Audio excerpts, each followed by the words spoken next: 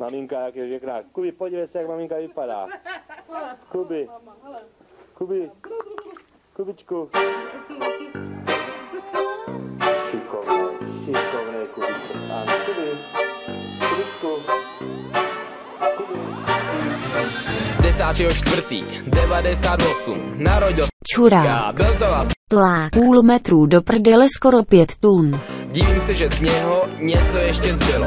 Celý život šikana, posměchy a stres. Nikdo nemohl předpovědět, jak to bude dnes. Dneska je mu skoro 60 let. těžký život za sebou a toho, že nevpřed. Vyrůstal bez Péra. neměl žádný vzor.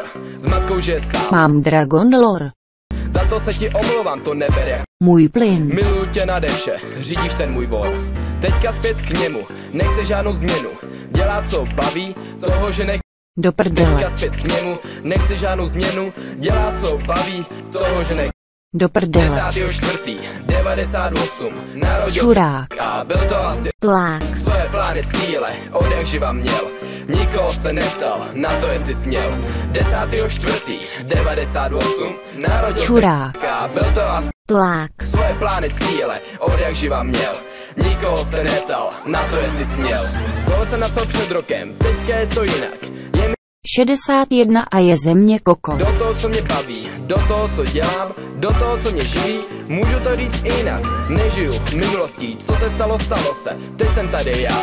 A Cípl jsem. rok 2016 mizí na obloze. Smete vše za sebou, už bylo na čase. Mám jenom Školku. ale sám živím se, bydlím ve ském bytě.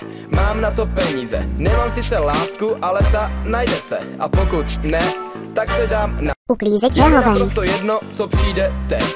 Momentálně Cípl jsem. to je má odpověď. Je mi naprosto jedno, co přijde teď.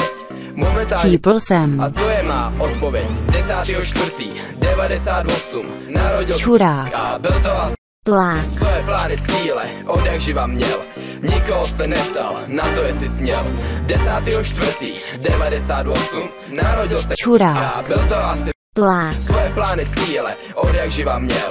Nikoho se neptal, na to jestli směl.